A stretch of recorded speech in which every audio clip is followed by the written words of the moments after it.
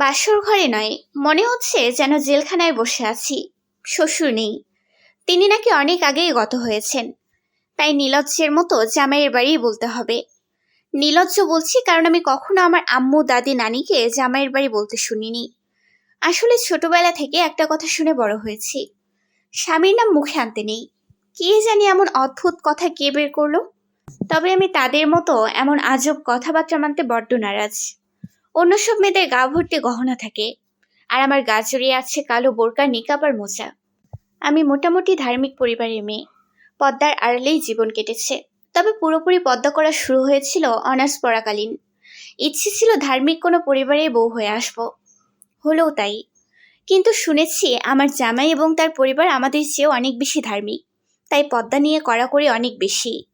কিন্তু তা বলে বাসর ঘরেও বোরকা পরে থাকবো? এখানে তো নন মাহরম কেউ নেই। তাহলে কেন একজনও এলো না আমাকে পোশাক বদলে সহযোগিতা করতে? এমন প্রশ্ন করতে মনে পড়ল আমার জামাই নাকি একমাত্র ছেলে, তার কোনো ভাই বোন নেই। দরজায় শব্দ হলো, নিশ্চয়ই কেউ ঘরে ঢুকছে। আমি একটু নড়ে চড়ে বসে ধীরে ধীরে চোখ তুলে দেখার চেষ্টা করলাম, কিন্তু তার আগেই শুনতে পেলাম, যতক্ষণ না অনুমতি দিব ততক্ষণ আমার দিকে তাকাবেন না। মানে কি? এটা আবার কেমন কথা? বোঝা যাচ্ছে ইনি আমার সদ্য বিয়ে করা স্বামী। যেহেতু বাসর ঘরে প্রবেশ করেছেন, আমি তার পেট অবধি দেখতে পেয়েছিলাম, শেরওয়ানি পরা, তাই আন্দাজ করতে অসুবিধা হয়নি। কিন্তু এমন শর্ত দেওয়ার মানে তো ঠাউর করতে পারলাম না। বিছানার উপর এক সেট কাপড় চোপড় রেখে বললেন, পোশাক বদলে অজু করে আসুন। কিন্তু আমি তাকাবো না কেন? প্রশ্নটা না করে পারছিলাম না। আর আমি একটু বাচাল টাইপের মেয়ে, ঠোঁটকাটা স্বভাবের। এ নিয়ে কতগুলো বছরে সবার চেয়ে কত অভিযোগ শুনেছি। আমার বান্ধবী সুবর্ণ তো একবার সবার সামনেই আমাকে জিজ্ঞেস করেছিল, তোর মুখে কি জীবনে মধু পড়ে নাই? সত্যি বলতে মধু তেমন পড়েনি, কারণ মিষ্টি জাতীয় খাবার আমার দুই চোখে বিষের মতো লাগে। অথচ হাস্যকর ব্যাপার হলো আমার নাম মিষ্টি। বিয়ের আগে ছবি পাঠানোর পর যখন দেখেননি, তাহলে এখন আমি অনুমতি না দিলে দেখা নিষেধ। বিয়ের আগে সত্যি আমাকে পাত্রের ছবি দেখানোর চেষ্টা চলেছিল। আম্মু নিজে পাত্রের ছবি নিয়ে বলেছিলেন, আমাদের সবার তো মাশাআল্লাহ পছন্দ হয়েছে, তুমিও একবার দেখে নাও। শরীয়ত মতে পাত্র পাত্রী বিয়ের আগে নিজেদের দেখে শুনে নেয়ার বিধান আছে, সমস্যা হবে না। কিন্তু না, আমি তো মহাপণ্ডিত, তাই মহান হতে আর বিজ্ঞের পরিচয় দিতে বলেছিলাম, না আম্মু, তোমাদের পছন্দই আমার পছন্দ, আমার কোনো আপত্তি নেই। এখন এসব মনে পড়তে ইচ্ছে করছে নিজের গালে ঠাস করে দুইটা চড় মারি। যাই হোক, আমি তার সাথে কথা বললাম না। যদিও ভেতরে ভেতরে আমার যৎসামান্য রাগ হচ্ছে, কিন্তু নিঃশব্দে কাপড় চোপড় নিয়ে ওয়াশরুমে ঢুকে পড়লাম। ফুল হাতার কালো রঙের সেলোয়ার কামিজ, চুমকি বসানো খুব সুন্দর একটা ওড়না। কিছুক্ষণ এগুলোর দিকে তাকিয়ে থেকে রাগটা কেমন মিইয়ে গেল, কারণ কালো রং আমার ভীষণ পছন্দের। অজু করে বের হতেই শুনতে পেলাম, এবার বিছানায় বসুন, আপনার সাথে কিছু কথা আছে, কিন্তু আমার দিকে তাকাবেন না। আর আমি কথা শেষ না করা পর্যন্ত আমাকে কোনো প্রশ্ন করবেন না। ঠিক আছে, কিন্তু কথা শেষ হলে কি প্রশ্ন করতে পারি? ওয়াশরুমের বাইরে দাঁড়িয়ে প্রশ্নটা করলাম। আসলে তাকে দেখার জন্য বড্ড ছটফট লাগছে। আবার আমি বেশিক্ষণ চুপ করেও থাকতে পারি না। কথা বলতে আমার অনেক ভালো লাগে, অথচ আমাদের ধর্ম বলে নীরবতাও পুণ্যের কাজ। কিন্তু আমি যে হাজার চেষ্টায়ও চুপ থাকতে পারি না। আগে বিছানায় এসে বসুন। গলার স্বরে একটু যেন গম্ভীরতা ভেসে উঠল।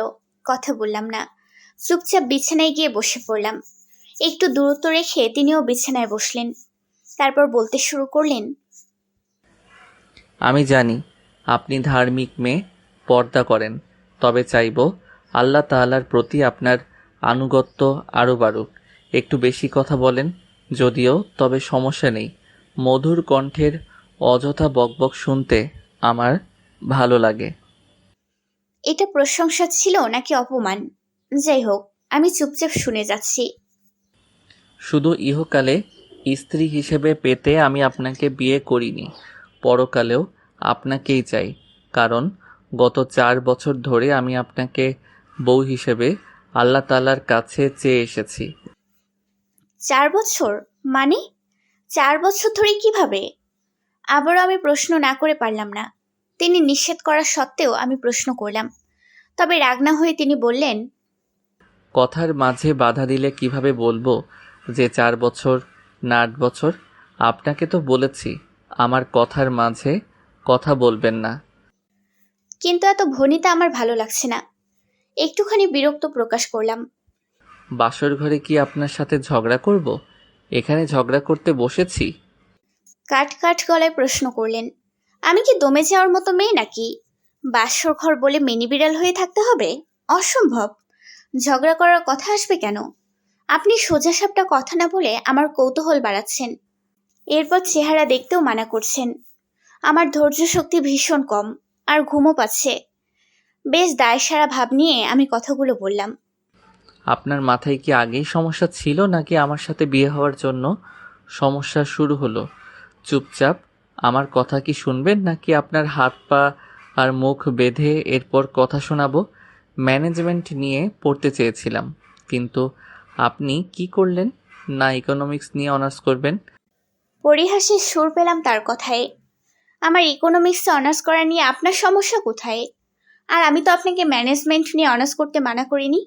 মানা করব কিভাবে? বিয়ে হওয়ার পরও যার চেহারা দেখিনি, তাকে 4 বছর আগে কিভাবে ম্যানেজমেন্টে অনার্স করতে মানা করব?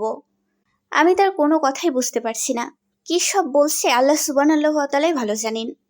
এদিকে আমার সত্যি খুব ঘুম পেয়েছে। বিয়ের আগে আপনি আমাকে দেখেননি? না, আম্মু ছবি নিয়ে গিয়েছিল, আমি মানা করে দিয়েছিলাম। আপনি তো জানেন যে আমি আপনাকে না দেখিয়ে বিয়ে করেছি। জি না, আপনি আমাকে গত 4 বছর ধরে চোখ দিয়ে গিলে খেয়েছেন। এত পরিমাণ দেখেছেন যে বাকি জীবন না দেখলেও চলবে। নাউজুবিল্লাহ, এ কেমন ব্যবহার আপনার? সদ্য বিয়ে করা বউয়ের সাথে মুমিন বান্দা এমন করে কথা বলে? জ্ঞান দিবেন না। বুঝেছি, আপনার সাথে মিষ্টি মিষ্টি সংসার করা আমার দ্বারা হবে না। একে তো বাচাল, তারপর তেতো ছেয়ে আছে কথাবার্তায়। এই আপনার নাম মিষ্টি কে রাখলো বলুন তো? আমার এত সুন্দর একটা মোড আলহামদুলিল্লাহ ছিল, কত কিছু সাজিয়ে রেখেছিলাম আজকে রাতের জন্য, কিন্তু আপনি। আমি কি? সে কখন থেকে চোখ আর মাথা নামিয়ে রেখে ঘাড় ব্যথা হয়ে যাচ্ছে, আর আপনি আমার সাথে এমন ব্যবহার করছেন? কি করেছি আমি? একটু প্রশ্ন করেছি বলে এত কথা শোনাচ্ছেন? মিষ্টি সংসার করা হবে না মানে কি? আচমকা তিনি আমার চিবুক আলতো করে ওপরে তুলে বললেন, মিষ্টির সাথে মিষ্টি সংসার করলে ডায়াবেটিস হয়ে যাবে। ঝাল ঝাল সংসার করতে হবে। 24 ঘন্টার মধ্যে 23.5 ঘন্টা কথা কাটাকাটি, আর আধা ঘন্টা বউ তোমাকে ভালোবাসি। এ কি, আপনি এখানে? এই প্রথম আমি তার মুখ দেখতে পেলাম, কিন্তু এই চেনা মুখ তো আমি জীবনের প্রথম দেখছি না। আর এই মুখ দেখার আশায় কি ছিলাম আমি? হাজারো প্রশ্নে বিস্ময়ের অন্ত রইল না আমার। এদিকে আমি লো প্রেশারের পেশেন্ট। আচমকা চমকে যাওয়ার ব্যাপারটা সহজে হজম করতে পারি না। ফলস্বরূপ আমার দৃষ্টি ক্ষীণ হয়ে আসছে। মাথাসহ সমস্ত শরীর যেন অসাড় হয়ে যাচ্ছে। নিজের দেহের ওপর কাবু রইল না আমার। কিন্তু যখন নিয়ন্ত্রণ হারিয়ে ফেললাম, তখন কোথাও ধাক্কা খেয়ে থেমে গেলাম। একটু একটু জ্ঞান থাকায় শুনতে পেলাম, মিষ্টি, কি হয়েছে? শরীর খারাপ করেছে? আমি চোখ বুজে বুঝতে পারলাম জীবনের প্রথম আল্লাহ সুবহানাহু ওয়া তাআলা আমাকে পবিত্র এক আবাসস্থলে মাথা গোঁজা ঠাঁই দিয়েছেন, যার সাথে আমার রক্তের কোনো সম্পর্ক নেই, যে একজন পুরুষ। সকালেও সে কিনা আমার জন্য নন মাহরুম ছিলেন, আর এখন সেই পুরুষ আমার জন্য পবিত্র আবাসস্থল। আলহামদুলিল্লাহ। অবচেতন মনেও আমি তার গায়ে মেশানো আতরের গন্ধে আবেশিত হলাম, পবিত্র ঘ্রাণ এবং স্পর্শে বিমোহিত হলাম। এদিকে আমার থেকে সারা শব্দ না পেয়ে সে ব্যস্ত হয়ে বারবার জানতে চাচ্ছেন, কি হয়েছে? খুব খারাপ লাগছে মিষ্টি? এই মিষ্টি। কথা বলতে আমার খুব কষ্ট হচ্ছে, তাও তার বুকে পরম শান্তিতে মাথা রেখে আমি মিথ্যা অভিনয়ের সুরে জানতে চাইলাম, আপনি এখানে কেন? খুশি হওনি? আমি ক্লান্ত স্বরেই বললাম, এটা আমার প্রশ্নের উত্তর নয়। এমন অসুস্থ শরীরেও আমার সাথে ঝগড়া করবে? কিঞ্চিত অবাক আর রাগ মিশিয়ে তিনি জানতে চাইলেন। আমি উত্তর দিলাম না। তিনি আবার জিজ্ঞেস করলেন, কি হয়েছে তোমার? আমি তো ঠিক বুঝতে পারছি না। কেমন লাগছে বলো, একটা কিছুর ব্যবস্থা করি। প্রেশার লো হয়েছে। আমাকে মিষ্টি জাতীয় কিছু দিন, ইনশাল্লাহ ঠিক হয়ে যাব। প্রেশার লো হলে মিষ্টি খাই বুঝি? কি জানি, আমি তো এমন অদ্ভুত কথা শুনিনি। আমি উত্তর দিলাম না। তিনিও আর কিছু বললেন না। এতক্ষণ তার আলিঙ্গনে বন্দি ছিলাম। এবার ধীরে ধীরে আমাকে ছেড়ে দিয়ে তিনি নিজেই বালিশে শুয়ে দিলেন। বালিশে একদম মিশে গিয়ে শুয়ে রইলাম চুপচাপ। চমকের ধাক্কায় এবার লজ্জা বেশি কাবু করছে আমাকে। একটু একটু শীত করছে। এটা তিনি কিভাবে বুঝলেন আমার জানা নেই। গায়ে কাঁথা জড়িয়ে দিয়ে বললেন, চোখ বুজে শুয়ে একটু অপেক্ষা করো, আমি এক্ষুনি আসছি। বিছানায় শুয়ে শুয়ে আমি ভাবতে লাগলাম, এই মানুষটার সাথে আমার বিয়ে হলো কিভাবে? আম্মু আব্বু কিভাবে তাকে আমার স্বামী হিসেবে মেনে নিলেন? আর তিনিই বা কেন আমাকে বিয়ে করলেন? আমার হাজারো ভাবনার ভিড়ে তার আগমন টের পেলাম। তিনি আমাকে ডাকলেন। আমি ওঠার চেষ্টা করছি, কিন্তু বেশ কষ্ট হচ্ছে। তিনি আমাকে উঠতে সাহায্য করলেন আর মৃদু হেসে বললেন, আমাকে ক্ষমা করো মিষ্টি, এখনো তোমার দেনমোহর পরিশোধ করা হয়নি, অথচ তোমায় স্পর্শ করতে হচ্ছে। আমার ইচ্ছে ছিল দেনমোহর পরিশোধ করেই তোমাকে স্পর্শ করব, কিন্তু তুমি হঠাৎ এত অসুস্থ হয়ে পড়বে তা ভাবিনি। আমাকে কিছু খেতে দেবেন, নাকি আপনার কথা শুনিয়ে প্রেশার ঠিক করবেন? তুমি শুধু বাঁচাল না, রাগীও বটে। অসুস্থ শরীরেও তেজ কমে না। তার এমন কথা শুনে আমি বাঁকা চোখে তাকালাম। চুপচাপ দেখলাম সেই চেনা শান্ত ছেলেটা আজ কত চঞ্চলতা ভাসিয়ে দিচ্ছে তার চোখে মুখে। খেয়ে নাও। বলে এক প্যাকেট ডার্ক চকলেট এগিয়ে দিলেন। আমি নিতে যাব তার আগেই বললেন, থাক, আর কষ্ট করতে হবে না, আমিই খুলছি। আরও বললেন, তোমার নাম মিষ্টি হলে কি হবে? মিষ্টি জাতীয় কিছু তো খাও না। ভাগ্যিস চকলেট আনিয়ে রেখেছিলাম, নয়তো এখন সারা রাত রোগী নিয়ে বসে থাকতে হতো। সে তো হতো আরেক মুসিবত। আপনি কিন্তু আমাকে অপমান করছেন। আমি কথা শেষ করতেই তিনি নিজ হাতে আমার মুখে চকলেট পুরে দিলেন। এরপর পরিহাসের সুরে বললেন, 4 বছর গোপনে আমার উপর যে অত্যাচার করেছো, সেগুলোর কাছে এসব তো দুধ ভাত। আমি এ কথা ধার দিয়েও গেলাম না। স্পষ্ট গলায় জিজ্ঞেস করলাম, আপনি এখানে কেন? আমার প্রশ্ন শুনে তার হাসি হাসি মুখটা একটু মলিন হয়ে গেল। ঘরের শুরু থেকে কম পাওয়ারের বাতি জ্বালানো ছিল। বুঝলাম না, কম আলোয় ঘর আলোকিত করার মানে কি? বাসর ঘর কি এমন করে রাখতে হয় নাকি? তবে আমি তার মুখের ভঙ্গি সব স্পষ্টই দেখতে পারছি। তুমি কি আমাকে দেখে সত্যিই খুশি হওনি? তিনি জিজ্ঞেস করতে আমি গলার স্বরে একটুখানি রাগ ঢেলে দিলাম। বারবার একই কথা কেন জিজ্ঞেস করছেন? তুমিও তো একই কথা জিজ্ঞাসা করছো। আমি তোমাকে বিয়ে করেছি মিষ্টি, তাই আমি এখানে, এই যে, ঠিক তোমার সামনে বসে আছি। তিনি জেনে শুনে একটা বুড়িকে কেন বিয়ে করলেন? আমার কথা শুনে তিনি যেন আকাশ থেকে পড়লেন। বিস্ময়ে চোখ গোল গোল করে বললেন, বুড়ি? কে বুড়ি? কাকে বুড়ি বলছো? অভিনয় করছেন আমার সাথে? কেন আপনি জানতেন না আমি যে আপনার সিনিয়র? এটা তো আপনার জানার কথা। তো জেনে শুনে একটা সিনিয়র মেয়েকে কেন বিয়ে করলেন বলুন? এটা জানতেন কি না? প্রথম যখন তিনি ঘরে ঢুকেছিলেন তখন খুব হুকুমের স্বরে কথা বলেছিলেন, কিন্তু এখন ধীরে ধীরে তার মাথা নত হচ্ছে, আর সিনিয়র হওয়ার সুবাদে আমার গলার কর্তৃত্ব শুধু বেড়েই চলেছে। জানতাম। মনমরা হয়ে জবাব দিলেন। এদিকে আমার প্রেশার ঠিক হয়ে যাচ্ছে। আমি স্বপ্নেও ভাবিনি আব্বু আম্মু আমাকে বয়সের ছোট একটা ছেলের সাথে বিয়ে দেবেন। জেনেও কেন আমাকে বিয়ে করলেন?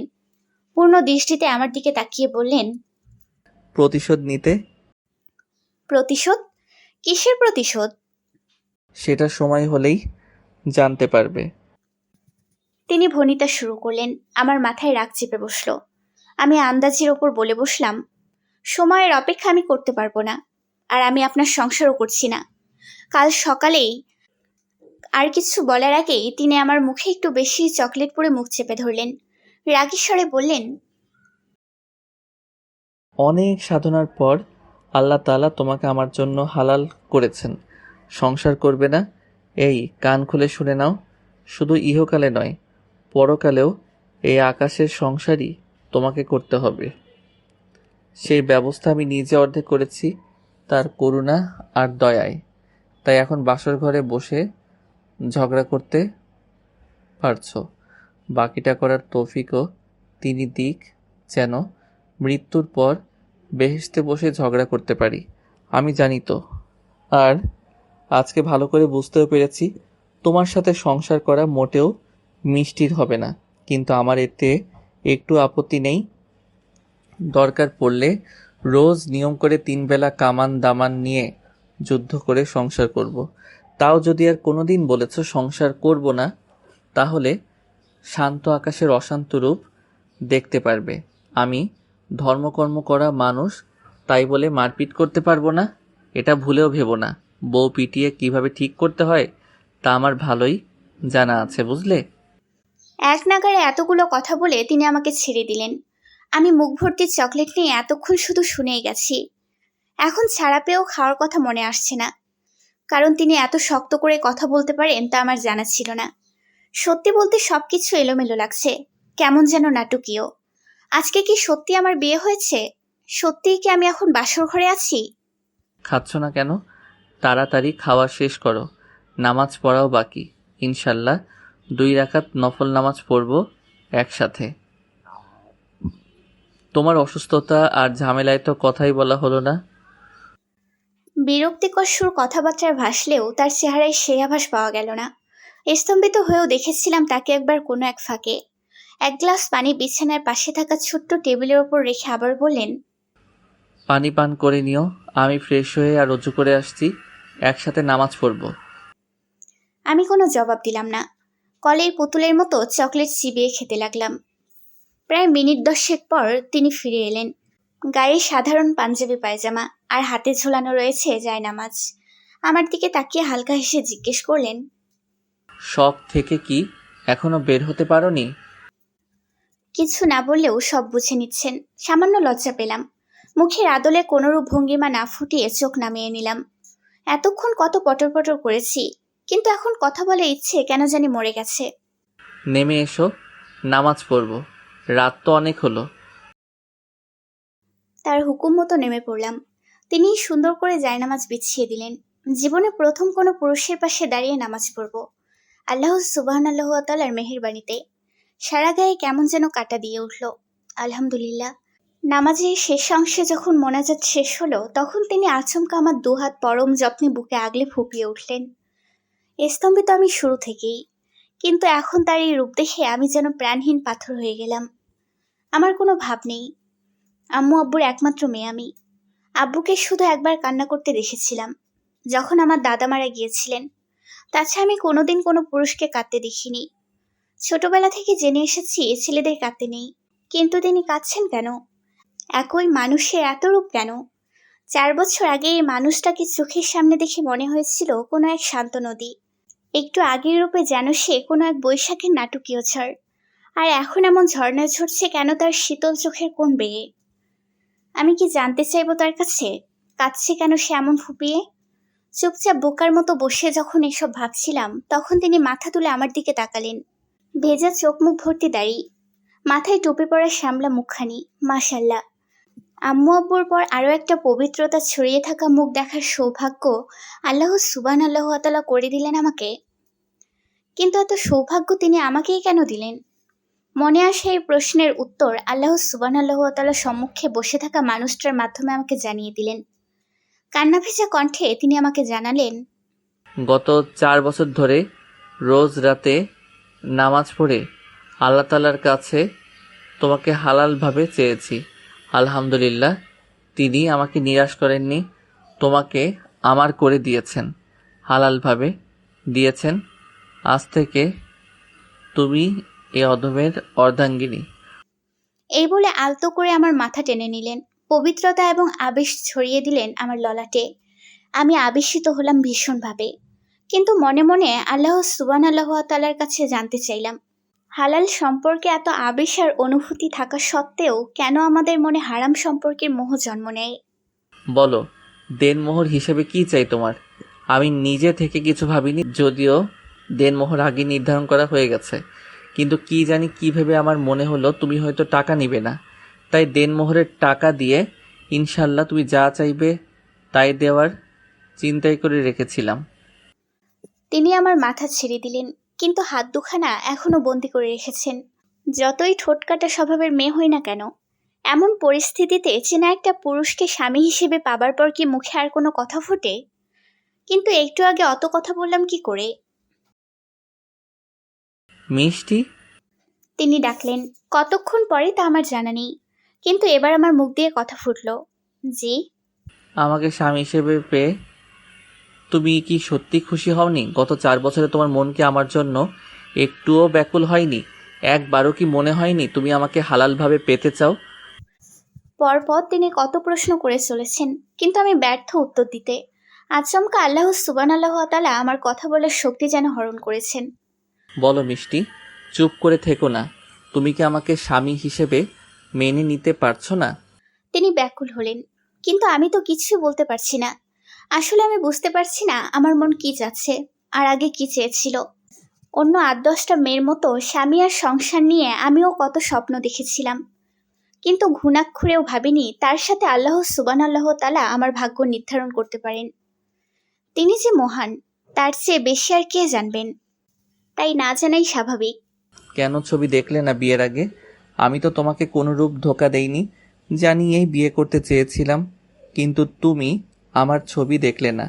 এটা জানার পরই ভেবেছিলাম বাসর ঘরে তোমাকে চুমকে দিব। আমাকে দেখলে তুমি হয়তো খুশি হবে, কিন্তু তোমার নীরবতা আর মলিন মুখ বলছে তুমি আমাকে মেনে নিতে পারছো না। হজরত মুহাম্মদ সাল্লাল্লাহু আলাইহি ওয়াসাল্লামও তো নিজের চেয়ে বড় একজন রমণীকে স্ত্রী হিসেবে গ্রহণ করেছিলেন। তার স্ত্রী তারই পদতলে সমস্ত ঐশ্বর্য সমর্পণ করে স্বামী সেবায় নিজেকে বিলিয়ে দিয়েছিলেন। তাহলে তুমি কেন পারছো না আমাকে মেনে নিতে? মাত্র তো 2 বছরের ব্যবধান। তিনি থামলেন। এতক্ষণ ধরে উত্তেজনা আর ব্যাকুলতা কাজ করলেও তার কান্না থেমেছিল অনেক আগেই। সরু চোখে তাকিয়ে তিনি জিজ্ঞেস করলেন, তুমি কি ভাবছো আমি তোমার ভরণ পোষণের দায়িত্ব নিতে পারবো না? তোমাকে যত্ন আত্তি করতে পারবো না? মিষ্টি, আমি স্বাবলম্বী। বউ চালানোর যোগ্যতা আমার আছে। বাবার ব্যবসায়ের পাশাপাশি আমি নিজেও ব্যবসায় দিয়েছি। আর যত্ন আত্তি এটা এমনভাবেই করব, ইনশাল্লাহ আমাকে ছাড়া আর কিচ্ছু মাথায় ঢুকবে না। শেষ কথায় কেমন যেন অন্যরকম ইঙ্গিত পেলাম। আমার চোখ জোড়া নামানো ছিল।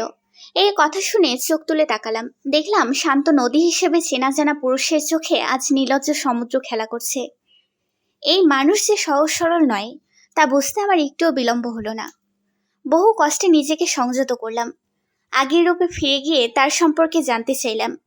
এটাই তাহলে আপনার আসল রূপ? কোনটা? ঈশ্বর চমকে তার কপালে জ্যামিতিক রেখা ফুটে উঠল। ইউনিভার্সিটির চত্বরে ভদ্র সুপুরুষ, অথচ আজকের রক্সাটা নির্লজ্জ। আর আমি থেমে গেলাম। কিন্তু তিনি জানতে চাইলেন, আর কি? ঘুমাবো আমি। উত্তর দিয়ে নিজের কাছে মনে হলো আমার মাথা খারাপ হয়ে গেছে। আগে আমার কথার উত্তর দাও, তেরামি করো না, নয়তো আজকে থেকেই মারপিট শুরু করব। সইতে পারবে না। আমি পূর্ণ দৃষ্টিতে তাকালাম তার দিকে। জিজ্ঞেস করলাম, যদি বলি স্বামী হিসেবে পেয়ে খুশি হয়নি, তাহলে কি মুক্তি দিয়ে দেবেন? তার চোখে চঞ্চল সমুদ্রে এবার মেঘ জমতে শুরু করলো। কিন্তু পুরুষ মানুষ তো, তাই নিজেকে বাদ দিয়ে রাখতে পারলেন। গাম্ভীর্যের সঙ্গে বললেন, আমি জানি তোমার উত্তর এটা কোনোদিনই হবে না। আমার প্রতিপালকের উপর আমার পরিপূর্ণ বিশ্বাস আছে। তুমি আমার জন্য হালাল বলেই আজ আমরা তার ইশারায় মুখোমুখি বসে আছি। 4 বছর আগেও তো একদিন মুখোমুখি বসেছিলাম, সেটাও তার ইশারাই ছিল। তা বলি কি আমি আপনাকে স্বামী হিসেবে মেনে নিয়েছিলাম সেদিন, নাকি স্বপ্ন দেখেছিলাম আজকের দিনটার? আচমকা ফোন বেজে উঠল। নয়তো আমার মুখে এমন কথা শোনার পর তার অবাক হওয়ার কথা ছিল। এতক্ষণ বুকে আগলে আমার হাত জোড়া তিনি ছেড়ে দিলেন। ফোনের অস্তিত্বের সন্ধানে চোখও সরিয়ে নিলেন। উঠে গেলেন ফোনের কাছে। তিনি চলে যেতে আমিও উঠে পড়লাম।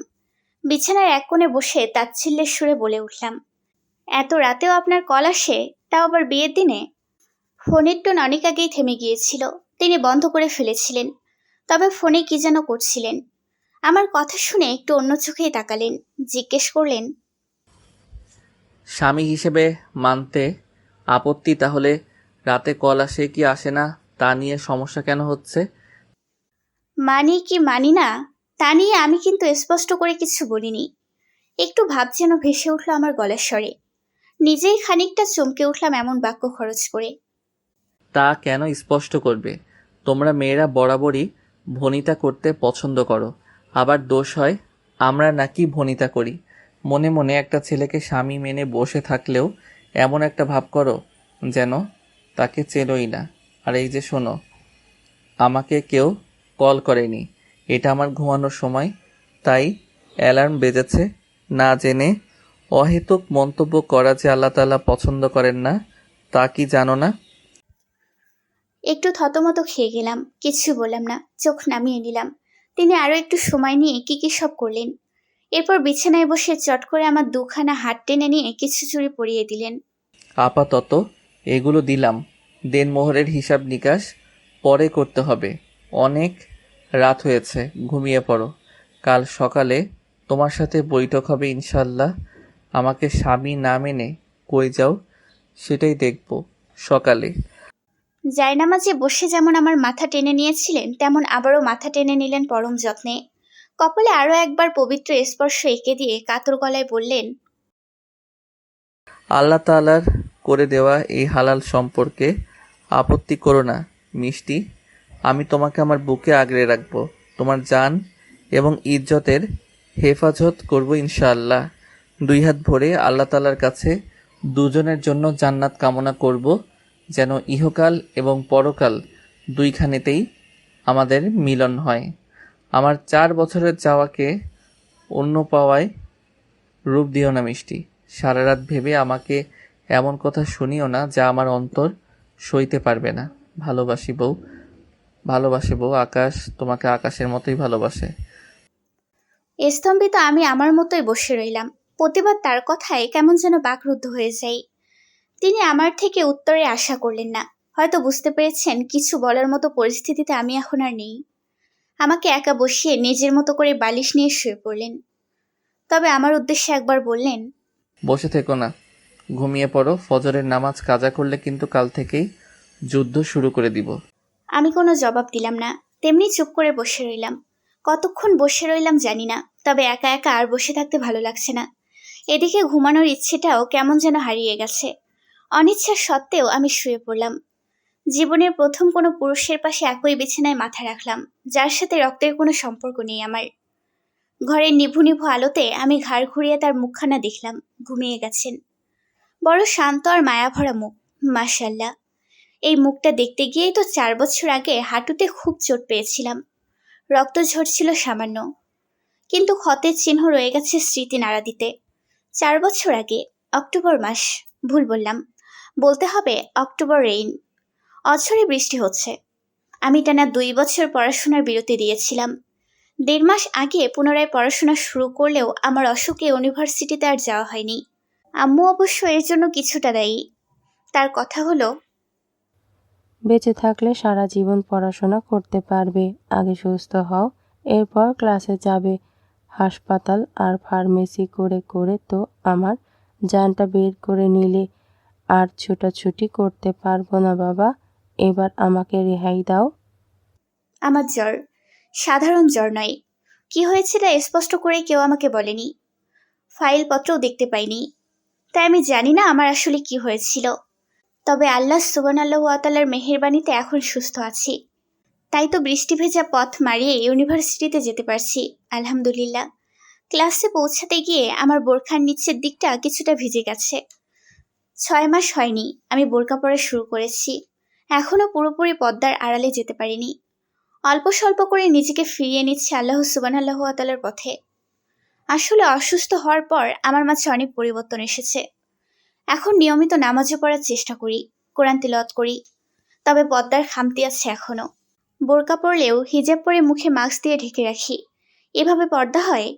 এমন প্রশ্ন আমার মনে এলেও খুব একটা ভাবা হয়নি। ক্লাসে ঢুকে ব্যাগপত্র রেখে ওয়াশরুমে চলে এলাম। নিজেকে অভদ্র করতে মিনিট 5 সময় নিলাম।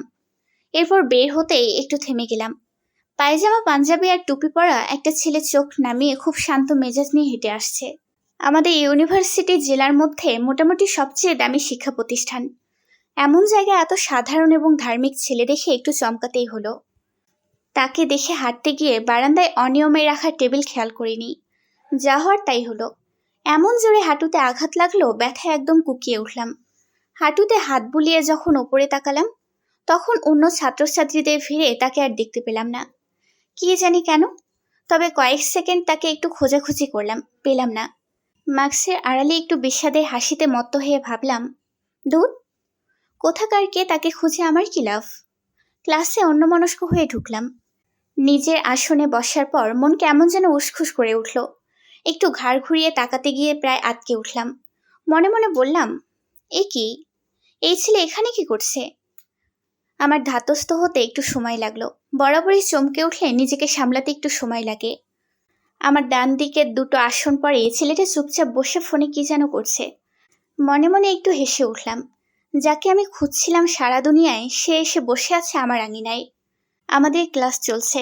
আচমকা ম্যাডাম ঘোষণা করলেন, এখন সবাইকে গ্রুপ ওয়ার্ক করতে হবে। 4 জন মিলে একটা করে গ্রুপ করে কোল হয়ে বসে যাও। আমাদের ক্লাসরুমের চেয়ারের সাথে একটুখানি টেবিলের মতো জোড়া দেয়া, ফলে সহজেই নাড়াচাড়া করা যায়। সবাই আমরা গ্রুপ করে বসে পড়লাম। আমার গ্রুপে আমরা 2 জন মেয়ে আর 2 জন ছেলে। আমি জানতাম এই সাবজেক্টে গ্রুপ ওয়ার্ক করতে হয়, তবে আজকেই করতে হবে তা জানা ছিল না। আমার কোনো প্রিপারেশনও নেই, যেহেতু এতদিন ক্লাসে আসা হয়নি। আমার পাশে বসা মেয়ে, যার নাম নিপা, তাকে ফিসফিসিয়ে জিজ্ঞেস করলাম, ম্যাডাম কি আগের ক্লাসে গ্রুপ ওয়ার্ক নিয়ে কিছু বলেছিল? আমার মতো ফিসফিসিয়ে নিপা জবাব দিল, না, হুট করে আজকে করতে বললেন। অবশ্য প্রথম ক্লাসে বলেছিলেন একটা সারপ্রাইজ গ্রুপ ওয়ার্ক থাকবে, কিন্তু আজকে সেটা আমার কোনো আইডিয়া ছিল না। নিপার কথা শেষ হতেই আমি মনমরা হয়ে সামনে তাকালাম। বিরক্তিতে কপাল কুঁচকে আনমনে বলে উঠলাম, ধ্যাত, এটা কিছু হলো? এর মাঝে সামনে তাকিয়ে চোখ সরিয়ে নিয়েছিলাম, কিন্তু আচমকা মনে হলো কি যেন দেখলাম। নিজের মনকে নিশ্চিন্ত করতে আবার তাকালাম। দেখলাম একজোড়া শান্ত চোখ আমাকে দেখছে, কিন্তু দেখার এই সময়টা দীর্ঘ হলো না। হয়তোবা লজ্জায় কাবু হয়ে চোখজোড়া নেমে গেল, নয়তো অন্য কোনো কারণ। তবে আমি নির্লজ্জের মতো দেখতে লাগলাম। দূরত্ব থাকলেও মুখোমুখি একটা ছেলের সামনে বসে আমার মাঝে জড়তা কাজ করলো না। আমি নির্ভয়ে যেন একটা মায়াময় মুখ অবলোকন করলাম। এটাই সেই ছেলে, যাকে দেখতে গিয়ে একটু আগে ব্যথায় জান বেরিয়ে যাচ্ছিল প্রায়। এটাই সেই ছেলে, যাকে আমার ডান পাশে বসে থাকতে দেখে অবাক হয়েছিলাম। ছেলেটা আমার দিকে তাকালো কেন? এমন প্রশ্ন মনে কতবার করলাম, কিন্তু উত্তর পেলাম না। কারণ এমন হুজুর টাইপের ছেলে যে আমাকে অন্য চোখে দেখবে না তা আমার জানা আছে। তাছাড়া আমি সুন্দরীও নই, শ্যামবর্ণের মেয়ে। মানুষ সৌন্দর্য বৃদ্ধি করতে কত কিছু করে, কিন্তু আমি আল্লাহ সুবহানাহু ওয়া তাআলার দেহের সৌন্দর্য নিয়েই সন্তুষ্ট আছি। অন্য কোনো চেষ্টা আমার মাঝে আদৌ এলো না। যেমন তেমন করেই হোক গ্রুপ ওয়ার্ক জমা দেওয়া হলো। ম্যাডাম সবার রোল নম্বর অনুযায়ী নাম ধরে ডাকতে লাগলেন গ্রুপ ওয়ার্ক চেক করার জন্য। এই উসিলায় জানতে পারলাম ওই ছেলের নাম আকাশ হোসেন, আর রোল নম্বরও ঠিক আমার পরেই। কিন্তু হলেই বা কি? এভাবে হাজারো প্রশ্নের ভিড়ে দিন চলতে থাকে। আমিও ক্লাস করি আর আকাশও ক্লাস করে। আমি তাকে মাঝে মধ্যে চোখের দেখা দেখে থাকি, কিন্তু সে আমাকে আর কখনো দেখেছে বলে আমার নজরে আসেনি। এদিকে ধীরে ধীরে আচমকা আমার মাঝে অজানা পরিবর্তন আসতে শুরু করে। আমি হিজাব ছেড়ে নিকাব পরা শুরু করি। হাত পাও কালো মোজার আড়ালে ঢেকে ফেলি। আকাশকে নিয়ে আমার মাঝে আর কোনো চিন্তা আসে না, এমনকি তাকে আর দেখতামও না, কারণ পর্দার আড়ালে পুরোপুরি চলে গিয়েছিলাম আমি। আর পর্দার কারণে আল্লাহ সুবহানাহু ওয়া তাআলার প্রতি আমার ভালোবাসা গাঢ় হচ্ছিল। ফলে ইহলৌকিক সংযোগ যেন কমতে লাগলো। বর্তমান সময়ে মিষ্টি, এই মিষ্টি।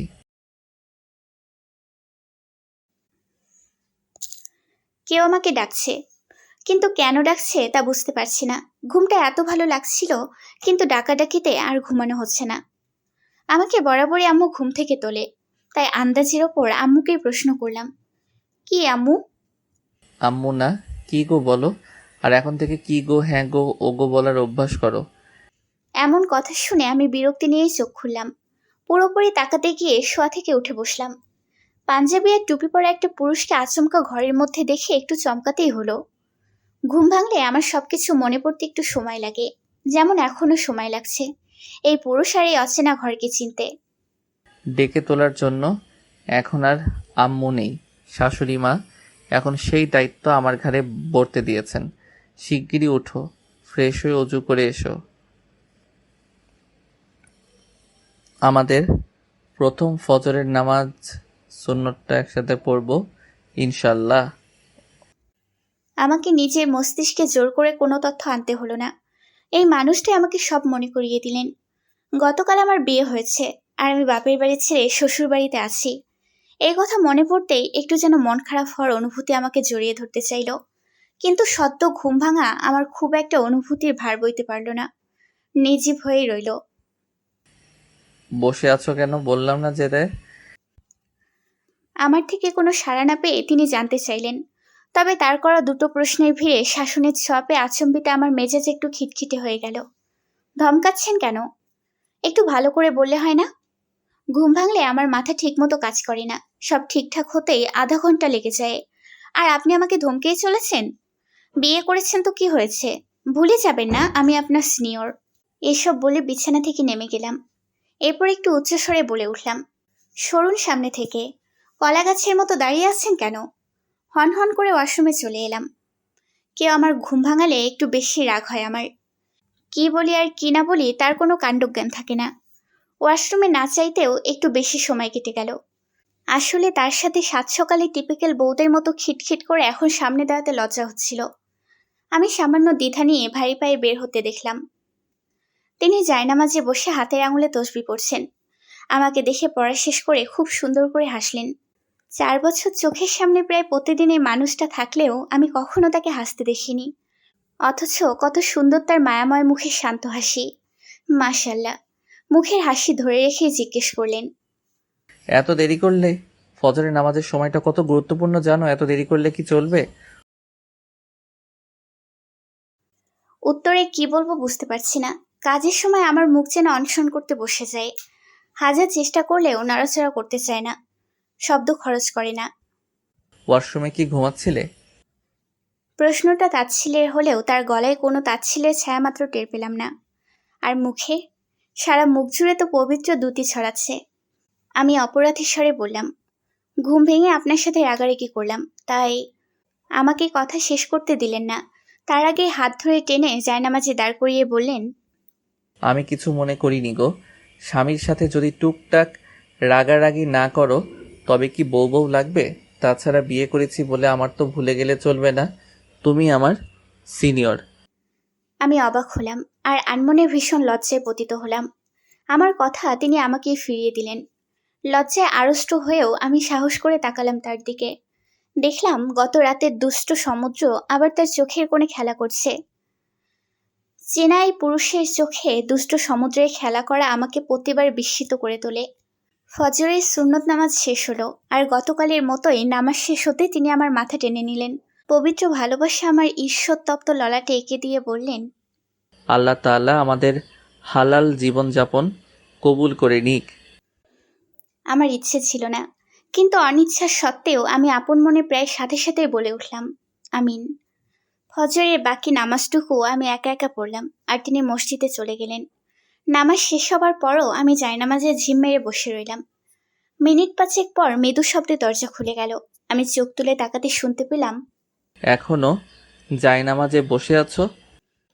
আমি কিছু বলতে যাব তার আগেই তিনি আমার পাশে বসে আলতো করে আমার হাত দুখানে নিজের বুকে আগলে বললেন, আমার কথা ভাবছিলে বুঝি? এবারও বলতে গিয়ে কিছু বলতে পারলাম না। তিনিই বলে গেলেন, তবে প্রসঙ্গ রদবদল করে, নামাজ কখনো কাজা করো না মিষ্টি। বিনা কারণে নামাজ কাজা হোক আমি চাই না। আর শোনো, মনোযোগ দিয়ে শুনবে। এখন আমি তোমাকে কিছু কথা বলবো।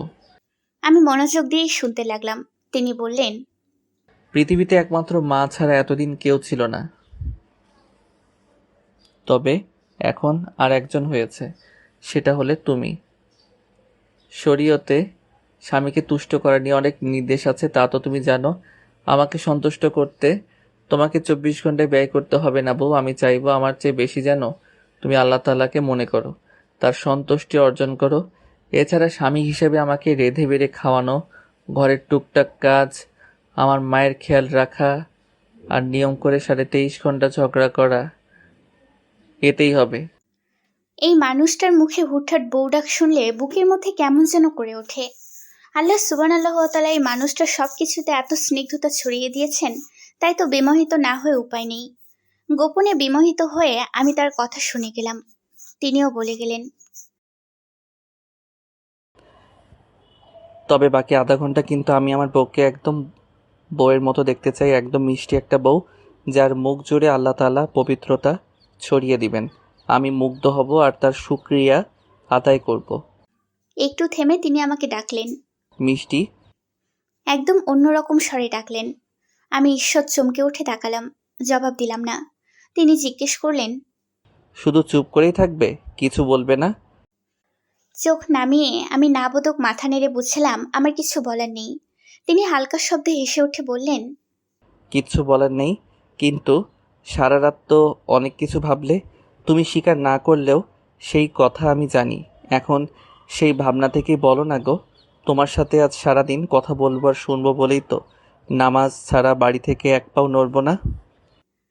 নড়বেন না মানে? সারাদিন এভাবে বসে থাকবেন নাকি? তার কথা শুনে আমি এত অবাক হলাম যে ছটফট করে এসব প্রশ্ন করে বসলাম। আর তিনিও আমার প্রশ্ন শুনে সরু চোখে তাকিয়ে পাল্টা প্রশ্ন করলেন। কেন? বসে থাকলে তোমার সমস্যা আছে নাকি? একটু দমে গিয়ে জবাব দিলাম আমি। একেবারে যে সমস্যা নেই তা তো নয়, কিন্তু কিন্তু কি? আমার ছেলে মানুষের কথা ছাড়ুন, কাজের কথা বলুন। ছাড়লাম, কিন্তু এমন ভোরবেলা কিসের কাজ? কেমন বাচ্চাদের মতো প্রশ্ন করলেন। আমি কপালে কুঞ্চন সৃষ্টি করে বললাম, হেয়ালি করার মোটে আছেন দেখছি। তিনি মাথা নাড়িয়ে বলে উঠলেন, না না না, হেয়ালির মোডে একদমই নেই। আমি এখন গোছানো মোডে আছি। গোছানোর মোডে মানে? একটু বিস্মিত হলাম। ব্যাগপত্তর যা গোছানোর আছে গুছিয়ে নাও। হঠাৎ ব্যাগপত্র গোছানোর কথা কেন বললো বুঝতে পারছি না। আমি আন্দাজে কথার ঢিল ছুড়ে দিলাম, আমাকে বাপের বাড়ি পাঠিয়ে দেবেন বুঝি? একদিনেই আমার সাথে সংসার করার স্বাদ মিটে গেছে? আলতো হাতে আমার নাক টেনে বললেন, মিষ্টি মিষ্টি বউয়ের মন মাতানো রাগ কোন অধম দেখতে চাইবে না বলো? বুঝলাম না। বললাম বাপের বাড়ি পাঠিয়ে দিলে কি মিষ্টির মিষ্টি রাগ দেখতে পারবো? আজব, তাহলে ব্যাগ গোছাতে বলেছেন কেন? জবাব না দিয়ে তিনিও উঠলেন আর এতক্ষণ ধরে রাখা হাত ধরে জোরে টেনে আমাকেও তুললেন। এরপর ধীরে সুস্থে বললেন, বিছানায় গিয়ে বসো। মেঝেতে বসে থাকলে ঠান্ডা লাগতে পারে, আল্লাহ তাআলা মাফ করুক। আমি নিঃশব্দে বিছানার উপর হাঁটু মুড়ে বসলাম। তিনি জায়নামাজ গুছিয়ে রেখে আমার সম্মুখে এসে বসলেন আর বসে আবার আমার হাত দুখানা বুকে আগলে নিলেন। বলা নেই কওয়া নেই, এমন হুটহাট হাত নিজের দখলে নিয়ে নিচ্ছে। এবার আর চুপ থাকতে পারলাম না, জিজ্ঞেস করলাম, আপনি কি হাত না ধরে কথা বলতে পারেন না? আমার গলার স্বর যতটা দৃঢ় শোনালো তার চেয়ে বেশি মিষ্টি করে হেসে তিনি বললেন, আল্লাহ তাআলা দুই হাত দিয়েছেন ভালো জিনিস আঁকড়ে ধরতে। এখন চোখের সামনে নিজের বউয়ের হাত ছাড়া তো ভালো জিনিস নেই, তাই আর কি। থাকলে তোমার হাত ভুলেও ধরতাম না। শেষের কথা খুব তাচ্ছিল্যের সুরে বললেন, কিন্তু আমি বুঝলাম এই তাচ্ছিল্য মিথ্যা। যাকগে শোনো, কালকে আমরা সিলেট যাব, সকাল 10টায় ফ্লাইট। তার কথা শুনে আমি অবাক হয়ে বললাম, প্লেনে করে সিলেট যাব, তাও একেবারে কালকেই? আমাকে অতিমাত্রায় অবাক হতে দেখে জিজ্ঞেস করলেন, যা বলি তাতেই এত অবাক হও কেন? আল্লাহ তাআলা তোমাকে অবাক হওয়ার ক্ষমতা মনে হয় অনেক বেশি দিয়েছেন। আর আপনাকে বিভিন্ন রূপ ধারণ করার ক্ষমতা দিয়েছেন। বলেই মুখ ঝামটা মেরে অন্যদিকে তাকিয়ে রইলাম। কিন্তু পরক্ষণে মনে মনে ভাবলাম, নাউজুবিল্লাহ, আমার মধ্যে টিপিক্যাল বউদের আচরণ কেন ভাসছে? আমার ভাবনার মাঝে তিনি আমার দুই হাত টেনে টেনে সামনে পেছনে আমাকে মৃদু ঝাঁকালেন। এরপর বললেন, তুমি এত বেশি কথা বলো। কালকে রাত থেকে তোমার সাথে জরুরি কথা বলতে নিলেই তুমি আজে বাজে জিনিসে টেনে কত শত কথা বলো। এই মিষ্টি, এত কথা কোথায় জমিয়ে রাখো গো? আমি বাঁকা চোখে তাকালাম। তিনি হাসি মাখা মুখে বললেন, এভাবে তাকিও না বউ, এমনিতেই বয়সে বড় তুমি। মারধর না আবার শুরু করো, সেই ভয়ে আমার প্রাণ যায় যায়। এভাবে তাকিয়ে বুকের কাঁপুনি আর বাড়িয়ে দিও না। ভেবেছিলাম তোমাকে শাসনে শাসনে হৃদয়ে বন্দি করে রাখবো ইনশাআল্লাহ, কিন্তু আল্লাহ তাআলা যা দেখাচ্ছেন 2 দিন ধরে, তাতে মনে হচ্ছে তুমি আমাকে শিকল পরিয়ে রাখবে গো। নিজে এত কথা বলতে পারেন আর আমাকে বাচাল বলেন? ক্লাসে তো ভদ্রলোকের মতো মুখে তালা দিয়ে বসে থাকতেন, অথচ এখন বাবা, যেন মাটির হাঁড়িতে খই ভাজা হচ্ছে। ফটফট করে কত কথা বলে চলেছেন। আমি সুযোগ পেয়ে তাকে একগাদা কথা শুনিয়ে দিলাম। একতরফা তিনি শুধু আমাকে খোঁচা মেরে কথা বলবেন আর আমি শুধু হজম করব, তা আবার হয় নাকি? কিন্তু ফটফট করেও তো শুধু অকাজের কথাই বলছি। তো বলুন না বাবা, কে আপনাকে মানা করেছে? এই, আমি তোমার বাবা না? তিনি ধমকে উঠলেন। জানি, এবার কাজের কথা বলুন, নয়তো হাত ছাড়ুন। কালকে থেকে এই এক ঘরে বসে থেকে আমার দম আটকে আসছে। আচ্ছা বলছি, কিন্তু খবরদার অন্য প্রসঙ্গ টানবে না। আমি জবাব দিলাম না। তিনি অপেক্ষা করলেন না, বলে গেলেন, বিয়ের আগেই টিকিট কেটে রেখেছিলাম। আমরা 1 সপ্তাহের জন্য সিলেটে যাব। শুধু মাকে বলেছি বউ নিয়ে ঘুরতে যাওয়াও পুণ্যের কাজ মিষ্টি। আর আমি কোনো কিছু ঢাকঢোল পিটিয়ে করি না। আল্লাহ তাআলার দেওয়ার নিয়ামত গোপনে আস্বাদন করতে চাই ইনশাল্লাহ। কালকে সকালে নাস্তা খেয়ে ইনশাল্লাহ বেরিয়ে যাব। তুমি আর আমি শুধু যাব। মা বাড়িতে একা থাকবেন? কথাটা জিজ্ঞেস না করে পারছিলাম না। তিনি ভ্রুভঙ্গ করে আমার দিকে তাকালেন। বোঝাই যাচ্ছে কথায় বাধা পেয়ে বিরক্ত হয়েছেন। তার এমন চাহনি দেখে ভয়ই হচ্ছে। না জানি আবার ধমক দিয়ে ওঠেন। আমি শুকনো ঢোক গিলে চোখ নামিয়ে নিলাম। কিন্তু হায় আল্লাহ, এই লোক আমাকে ধমক না দিয়ে আলতো করে নাক টেনে বললেন, বউ গো বউ, তুমি আমাকে মনে হয় না কোনোদিন ঠিকমতো কথা বলতে দিবে। খালি কথার মাঝে বাধা দিচ্ছ। দেখা যাবে মরণ উপস্থিত হলে সেখানেও। তার মুখে এমন কথা শুনে আমার ভেতরটা যেন কেমন করে উঠল। থামিয়ে দিতে ব্যাকুল হয়ে বললাম, আল্লাহর ওয়াস্তে এসব কথা কখনো বলবেন না। হায়াত মৌত সব আল্লাহ সুবহানাল্লাহু ওয়া তাআলার হাতে। কিন্তু আমি মনে মনে অনেক চাই আমার জীবনের গুরুত্বপূর্ণ মানুষগুলো অনেক বছর বাঁচুক। অন্তত আমার আগে যেন তিনি তাদের তুলে না নেন।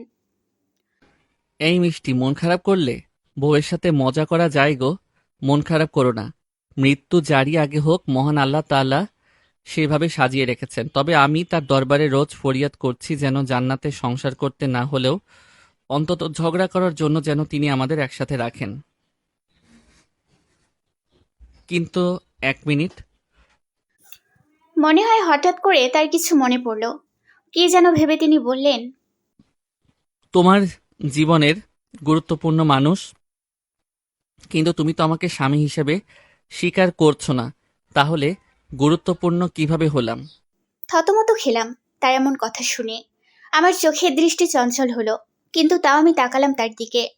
দেখলাম সে আমার দিকে এমনভাবে তাকিয়ে আছে যেন সে পুলিশ আর চোর হিসেবে ধরেছে আমাকে। এই, চুপ করে আছো কেন? তিনি জিজ্ঞেস করলেন, কিন্তু আমি কি উত্তর দিব?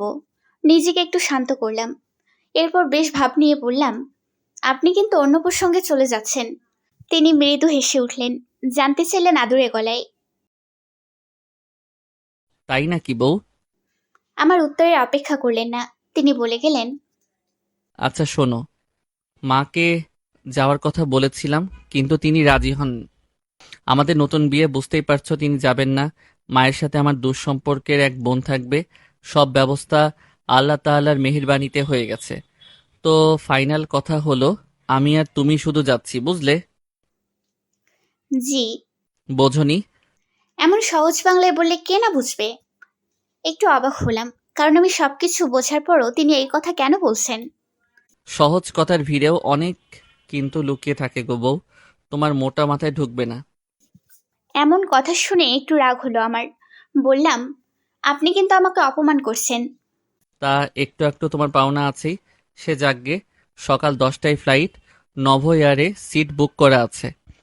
সিলেটে নামার পর ইনশাল্লাহ দুপুরের খাবার সময় হয়ে যাবে। তো আমরা এয়ারপোর্ট থেকে হোটেল হিল টাউনে চলে যাব। আমার বন্ধু এই হোটেলের নাম বলেছে।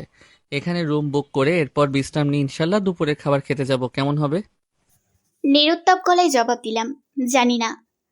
আমি এর আগে কখনো কোথাও ঘুরতে যাইনি। তিনি আমার কথায় পাত্তাই দিলেন না, বললেন, খুব ভালো করেছো। এবার উঠে ব্যাগপত্র অল্প স্বল্প গুছিয়ে রুমের বাইরে যাও, মায়ের খোঁজ নিয়ে এসো। আধা ঘন্টা গোছগাছ করার পর যখন রুমের বাইরে এলাম তখনই মাথায় প্রশ্নটা এলো, আমি তো এবারই কিছুই চিনি না। ভুলে যদি কোনো নন-মাহরমের সাথে দেখা হয়ে যায়। মনে মনে আল্লাহ সুবহানাল্লাহু ওয়া তাআলার নাম স্মরণ করে হাঁটতে লাগলাম। যে রুমের কাছে আসার পর শব্দ শুনতে পেলাম, কোনোরূপ দ্বিধা না করে ঢুকে পড়লাম। দেখলাম দুজন মধ্যবয়স্ক মহিলা রান্নাঘরে ব্যস্ত।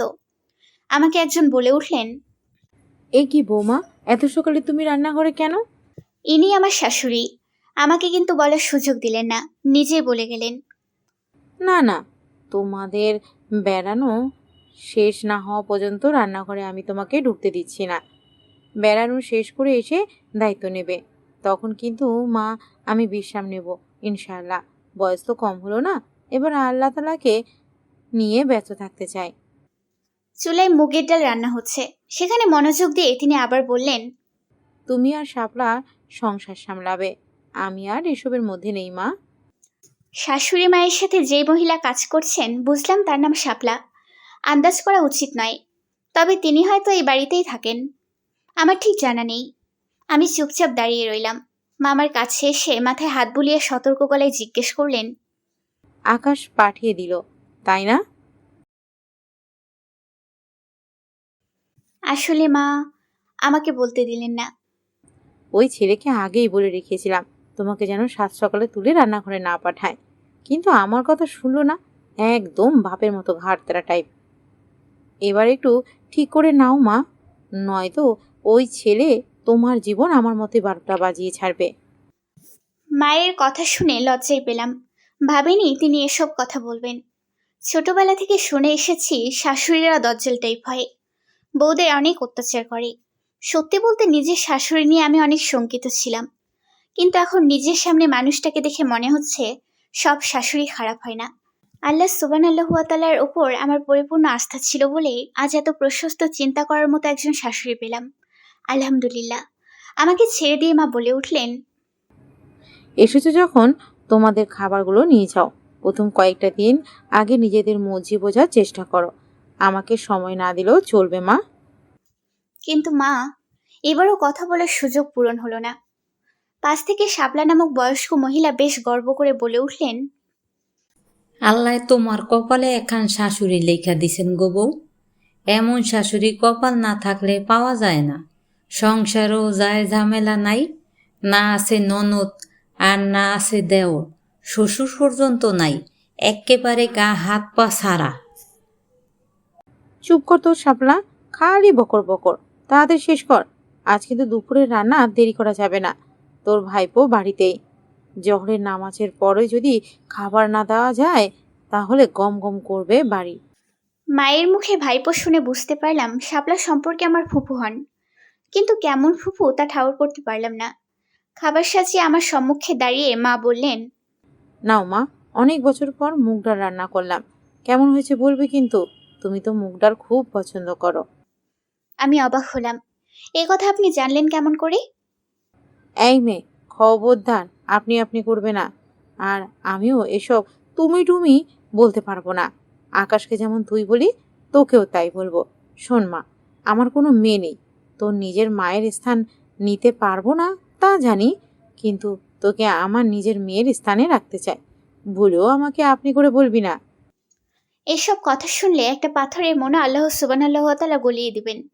আর আমি তো সামান্য মানবী। চোখ ছলছল করে উঠল। তা দেখে মা হেসে উঠে ফুপুকে বললেন, দেখ শাপলা, একটু বকেছি বলে মেয়ে আমার কান্না জুড়তে বসেছে। মুখখানা দেখেছিস? জিজ্ঞেস করে আমার চিবুকে হাত রেখে কাতর গলায় বললেন, তিনি থাকলে কত খুশি হতেন। আমি নিজেকে সামলিয়ে নিয়েছি। আর মাও এসব বিষয়ে না গিয়ে বললেন, জামা খেয়ে নে। আর তোর পছন্দ অপছন্দের সব খবর তোর জামাই আমাকে অনেক আগেই বলে রেখেছে। যত যাই হোক, গতকাল থেকে তুই আমার মেয়ে হয়েছিস, এটা আমার মৃত্যুর আগে যেন মাথা থেকে না সরে, বুঝলি? খুশি আর লজ্জায় তৃপ্ত হওয়া আমার মুখে কথা ফুটল না। চোখ নামিয়ে শুধু হ্যাঁ বোধক মাথা নেড়ে হাঁটতে শুরু করলাম। রুমে ঢুকতেই তিনি এগিয়ে এসে খাবারের জিনিসগুলো নিয়ে টেবিলের উপর রাখলেন। তারপর জিজ্ঞেস করলেন, মিষ্টি, তুমি কি কাঁদছো? না বলে যখন তার দিকে তাকালাম তখন বাম চোখ উপড়ে পড়া অশ্রু বিনা বাধায় নেমে পড়ল। আমার কান্না পেলে আগে বাম চোখের কোল ভরে, ডান চোখ অলস হয়ে বসে রয়। আলতো হাতে সেই অশ্রু আঙুলের ডগায় নিলেন। এরপর আমাকে দেখিয়ে তিনি জিজ্ঞেস করলেন। তাহলে এটা কি? চোখ নামিয়ে নিলাম। তিনি আচমকা ব্যাকুল হয়ে জানতে চাইলেন। বউ, কাঁদছো কেন? মায়ের কোনো কথাই কি? আমি প্রায় সাথে সাথে প্রতিবাদ করে উঠলাম। না না, দয়া করে অন্য কিছু ভাববেন না। আমি সত্যি কাঁদছি না, কিন্তু আমার ভেতরে আনন্দগুলো চেপে রাখতেও পারছি না। এগুলো চোখের পানি হয়ে বের হচ্ছে। দিন না বের হতে, সমস্যা কি? কখনো কখনো খুশিতে কাঁদতে হয়। আল্লাহ সুবহানাহু ওয়া তাআলা এমন খুশি তো সবসময় সবার জন্য নির্ধারণ করে নাও রাখতে পারেন। সেটা না হয় বুঝলাম, কিন্তু তোমার চোখে পানি দেখবো বলে তো তোমাকে আমার বউ হিসেবে আল্লাহ তাআলার কাছে চাইনি মিষ্টি। বলে তিনি উত্তরের অপেক্ষা করলেন না, খাবারগুলো নিজের প্লেটে সাজিয়ে নিতে লাগলেন। এরপর এক লোকমা আমার মুখের সামনে ধরে বললেন। এখন এসব কান্না থাকুক, আগে খেয়ে নাও। আমি ডান হাতে তার খাবার ধরে রাখা হাতটা নামিয়ে জিজ্ঞেস করলাম, আমি মুগ ডাল পছন্দ করি, এটা আপনি জানলেন কিভাবে? হঠাৎ এমন প্রশ্নে তিনি অবাক হবেন এমন ধারণা ছিল আমার, কিন্তু অবাক হলেন না, চোখ নামিয়ে হাসলেন। সারা মুখে তৃপ্তি আর লজ্জা ফুটে উঠল তার। ছেলেরাও লজ্জা পায়? তার বদলে আমি নিজেই অবাক হলাম এবং সম্মত হলাম যে আল্লাহ সুবহানাহু ওয়া তাআলা আমাকে অবাক হওয়ার ক্ষমতা সত্যিই বেশি দিয়েছেন। ধীরে ধীরে ইনশাল্লাহ সব জানতে পারবে। এতটুকু বলে এবার চোখও তুললেন আর হাতের খাবার আবারও মুখের সামনে ধরে বললেন। বিসমিল্লাহ বলে খেয়ে নাও। এমন আমোদে আমোদে সারাদিন পেরিয়ে গেল। তিনি সত্যিই সারাদিন বাড়িতে রইলেন। মসজিদ ব্যতীত বাড়ি থেকে এক পাও অন্যত্র নড়লেন না। রাতে আধার কেটে এখনো দিনের আলো ফোটেনি। আজকে আমি নিজেই ঘুম থেকে 7টা তাড়াতাড়ি উঠে পড়লাম। ফ্রেশ হয়ে আশ্রম থেকে যখন বের হলাম ভাবলাম তিনি বুঝি জেগেছেন, কিন্তু আজ তার ঘুম ভাঙার নামই নেই। আমি ডাকলাম, ভোর হয়ে যাচ্ছে, উঠুন। 2-3 বার বললাম, কিন্তু তার থেকে কোনো সাড়া পেলাম না। খুবই বড়াই করে প্রথা ট্রথা উপেক্ষা করলেও অজানা কারণে তার নামটা আমার মুখে এলো না। নাম ধরে ডাকতেই পারলাম না। এদিকে ফজরের নামাজ কাজা হলো বলে আমি দ্বিধান্বিত মনে বিছানায় তার পাশে বসলাম। ইতস্থিত চিত্রে তার বাহু স্পর্শ করে মৃদু নাড়িয়ে ডাকলাম, শুনছেন? প্রায় সাথে সাথেই জবাব এলো। শুরু থেকেই? কেমন পরিষ্কার গলায় তিনি জবাব দিলেন। আমি প্রায় লাফিয়ে যেন বিছানা থেকে উঠে দাঁড়ালাম, আর মুখ ছিটকে বেরিয়ে এলো, মানে? তিনি চোখ মেলে আমাকে দেখলেন, নিরুত্তাপ গলায় বললেন। বললাম যে শুরু থেকেই শুনছি। আমি তো ভোর 4টা থেকেই জেগে আছি। আমি চমকে গেলেও ঈশ্বর রাগ ভাসিয়ে জানতে চাইলাম, তাহলে এতক্ষণ ধরে জবাব দিচ্ছিলেন না কেন? ইচ্ছে করেই। কোন কারণে সেটা জানতে পারি? শোয়া থেকে চট করে উঠে বসে বললেন। অবশ্যই, দেখছিলাম আমার বউ কিভাবে আমাকে ডেকে তোলে, আর এমন করছি জানার পর কি করে। সাত সকালে আপনি আমার সাথে ইয়ার্কি করলেন? এই, এখন এসব কথা রাখো, আগে নামাজ পড়ে নিই চলো। বলেই হাত ধরে টানতে লাগলেন আল্লাহ সুবহানাহু ওয়া তাআলার পথে। নাস্তা শেষ করে বের হতে সকাল 7:45 বেজে গেল। 10টায় ফ্লাইট। এয়ারপোর্টে পৌঁছাতে কতক্ষণ লাগবে কে জানে। মা আর ফুফু মিলে বাকি গোছগাছ সেরেছেন বলে তাও বাঁচোয়া, নয়তো 8টা বেজেও বের হওয়া যেত কিনা সন্দেহ আছে। কালকে তার কাছ থেকে জানতে পারলাম শাপলা ফুপু হলো আমার শ্বশুর বাবার চাচাতো বোন। আপন হলেও খুব গরিব তারা, তাদের 2 কুলে কেউ ছিল না।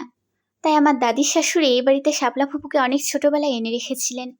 তার বিয়ে হয়েছিল, কিন্তু সংসার টেকেনি। বছর না ঘুরতেই স্বামী মারা যান, ফলে শ্বশুরের ভিটে ছেড়ে এখানে আবার চলে আসেন। সবাই বলেছিল আবার তাকে বিয়ে করতে, কিন্তু তিনি আর রাজি হননি। সেই থেকে এই বাড়িতেই আছেন।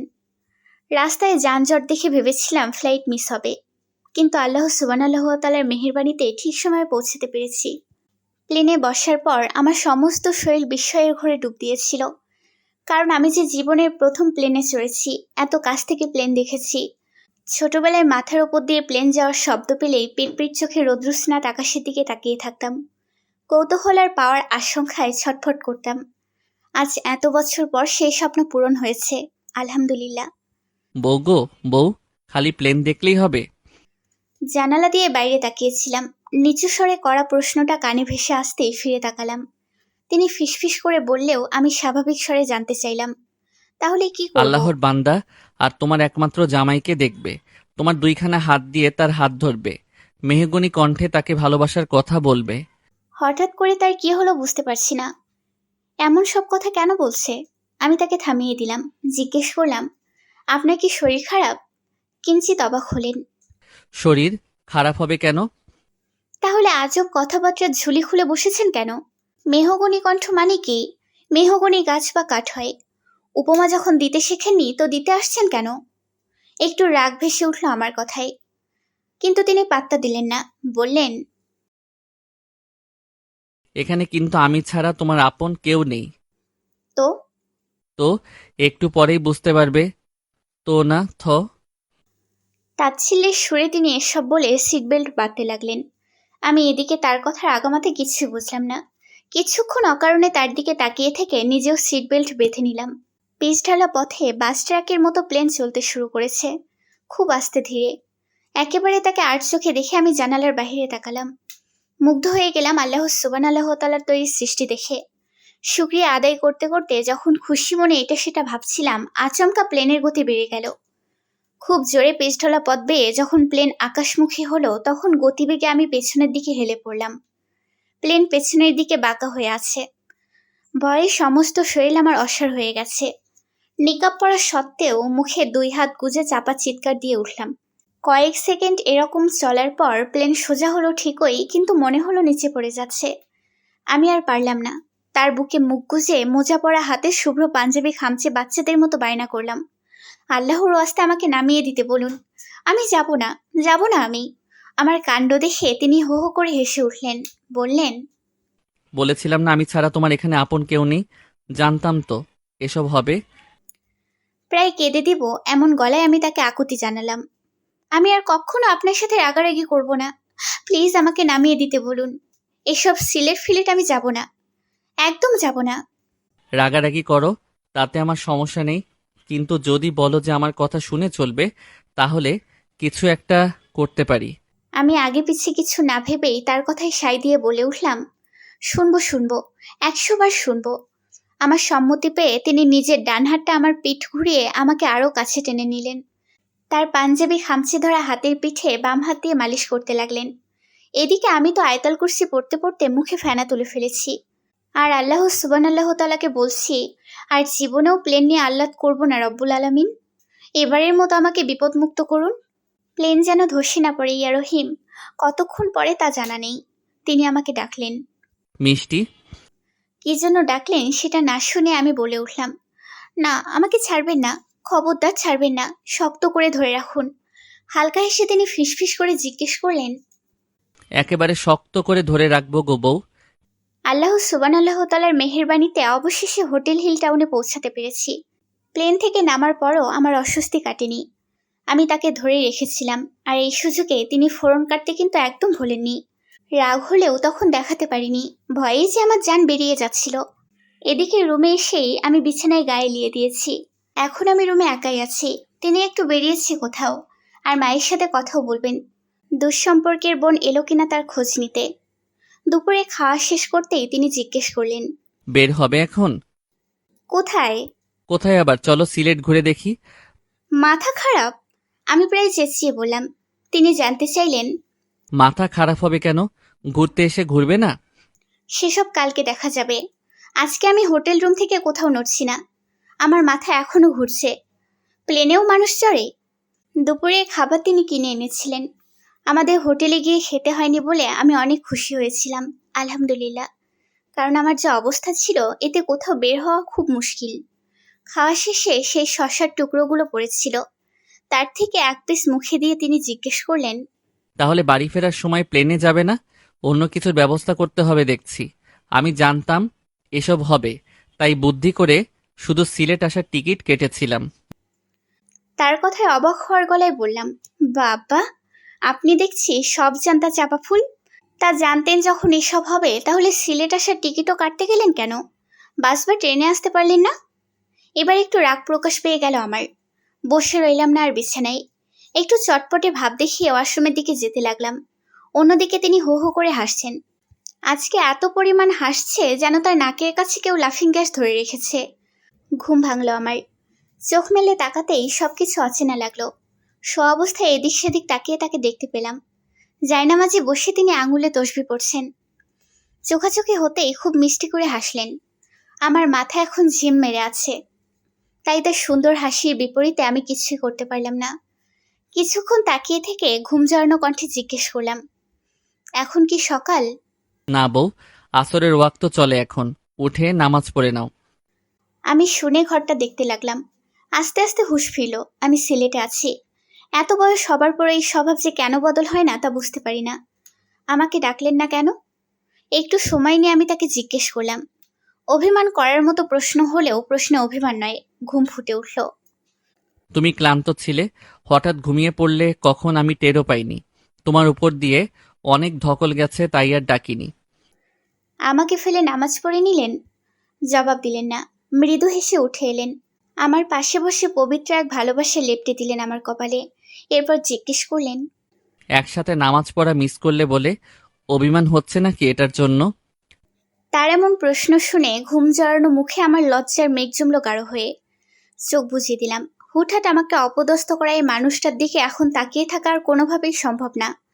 বুঝতে পারছি তিনি উঠে যাচ্ছেন, তবে যেতে যেতে বললেন, ফ্রেশ হয়ে নামাজ পড়ে নাও, নয়তো কাজা হয়ে যাবে। নামাজ শেষ করে আমি জায়নামাজ গুছিয়ে রেখে বিছানায় বসলাম।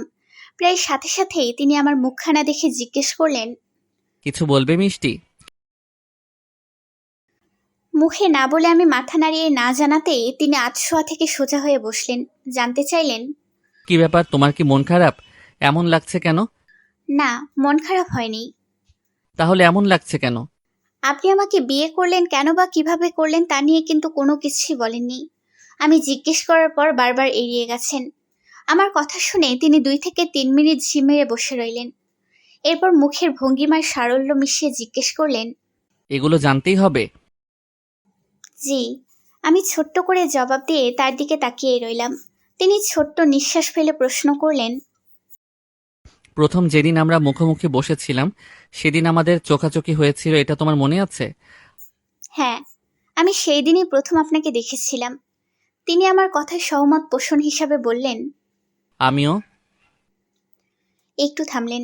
এরপর নতুন দমে শুরু করলেন, সেদিন থেকেই মনের মধ্যে একটা তোলপাড় শুরু হয় তোমাকে দেখার, তোমাকে নিয়ে ভাবার, এমনকি স্বপ্নেও তুমি আমাকে তাড়িয়ে বেড়াতে। সত্যি বলতে সেই সময়টায় আল্লাহর প্রতি মনোযোগ ধরে রাখতে কষ্ট হচ্ছিল। আমি তোমাকে ভুলে তার পথে হাঁটার চেষ্টা করছিলাম, কিন্তু অদৃশ্যভাবে বারবার তুমি এবং তোমার চেহারা যেন আটকে দিতে। আমি বুঝতে পারছিলাম না এমন কেন হচ্ছে। এরপর একজন বড় আলেমের সাথে বিষয়টা শেয়ার করি। এরপর তিনি বলেন, আল্লাহ তাআলার কাছেই ফয়সালা চাও। আমি তাই করলাম। নামাজ পড়ে পড়ে বারবার আল্লাহর কাছে জানতে চাইলাম আমি কেন আপনার পথ থেকে বিচ্যুত হয়ে একজন পরনারীর প্রতি চিন্তা অনুভব করছি। এরপর হঠাৎ একদিন স্বপ্নে তোমাকে আমার স্ত্রীর রূপে দেখতে পেলাম। বুঝতে পারলাম আল্লাহ তাআলা হয়তো আমাদের বৈবাহিক সম্পর্ক নিশ্চিত করে রেখেছেন। এরপর আবারও সেই আলেমের কাছে এই বিষয়ে বললাম। তিনি বললেন, এবার তবে আল্লাহর কাছে চাও তিনি যেন ওই নারীকে তোমার জন্য হালাল করে দেন। একটু থেমে তিনি মুচকি হাসলেন। মাশাআল্লাহ, কি সুন্দর মন মাতানো তার হাসি। এরপর আমি জিজ্ঞেস করতে তিনি বললেন, এরপর থেকে কত শত নামাজে তোমাকে হালাল হিসেবে চাইতে শুরু করলাম। অন্যদিকে খোঁজ খবর নিতে লাগলাম, কারণ বিয়ের আগে পাত্রপাত্রীর একে অপরকে জেনে নেওয়া যায়। তাই গোপনে তোমার অনেক খোঁজ নেওয়ার পর তোমার বাড়ির হদিস পেলাম। কিন্তু যখন জানলাম যে তুমি আমার বয়সে বড়, তখন ভেবেছিলাম মা হয়তো আপত্তি করবেন, কিন্তু তিনি আরও উৎসাহ দিয়ে বলেছিলেন, আমাদের নবী হজরত মুহাম্মদ সাল্লাল্লাহু আলাইহি ওয়াসাল্লামও নিজের থেকে বয়সে বড় নারীকে পত্নী হিসেবে গ্রহণ করেছেন। তাহলে তুই কেন করবি না?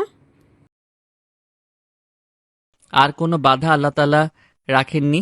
আমি শুধু পড়াশোনা শেষ হওয়ার অপেক্ষায় ছিলাম আর তোমার খোঁজ খবর পেতে যেন সহজ, তাই তো ম্যানেজমেন্ট নয়, ইকোনমিক্স নিয়ে অনার্স করলাম। এর মাঝে আবারও দেখলাম তুমি আচমকা নিজেকে কেমন বদলে ফেলছো, গুটিয়ে নিচ্ছ নিজেকে।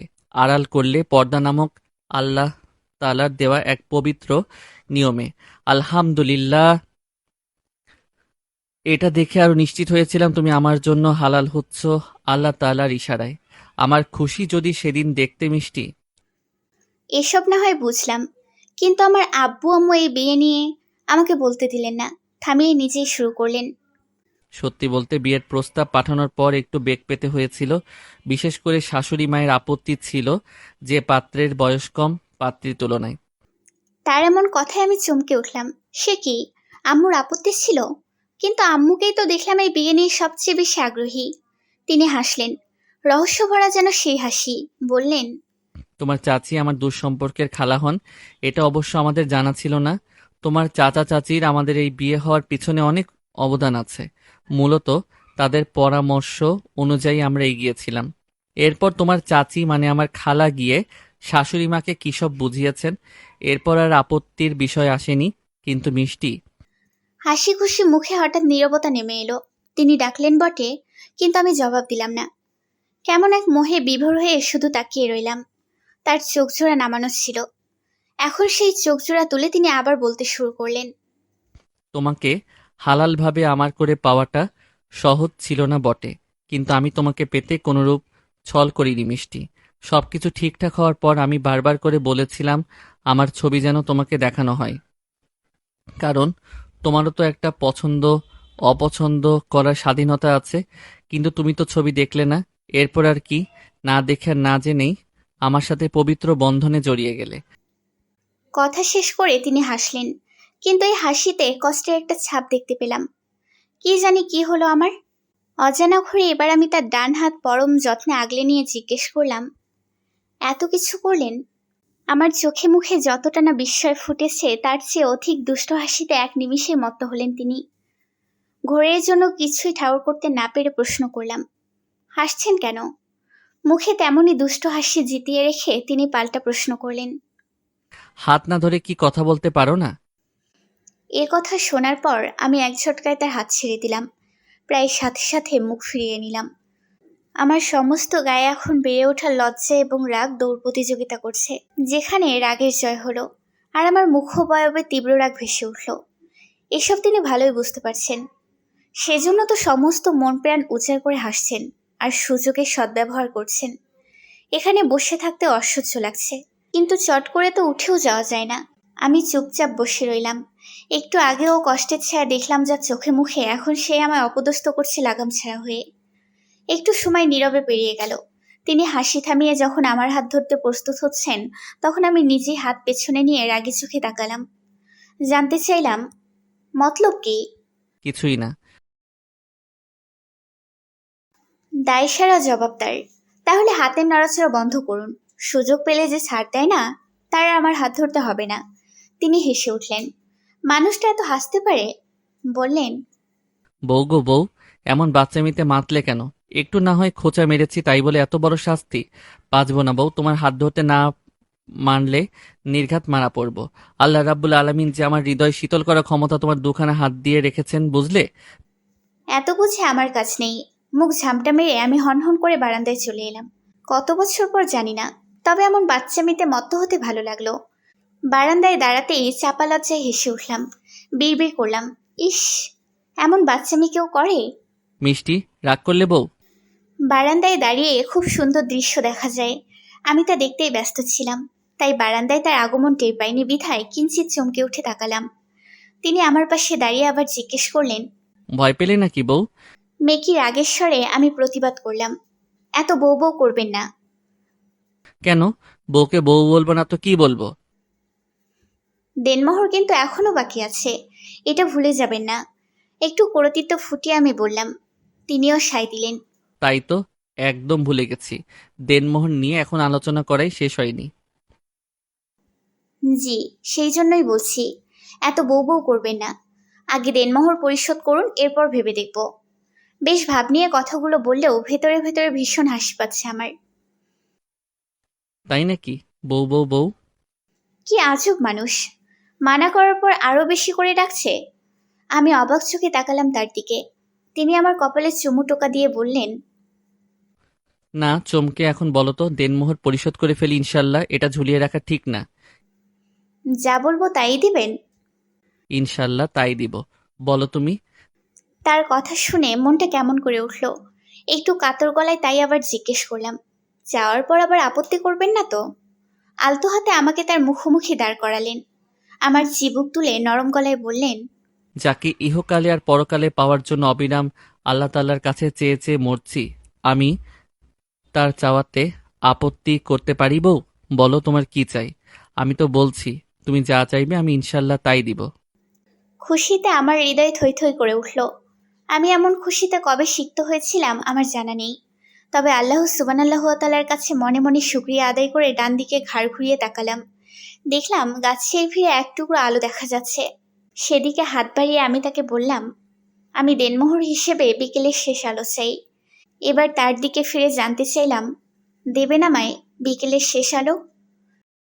মানে? কপালে কুঞ্চন সৃষ্টি করে তিনি প্রশ্ন করলেন।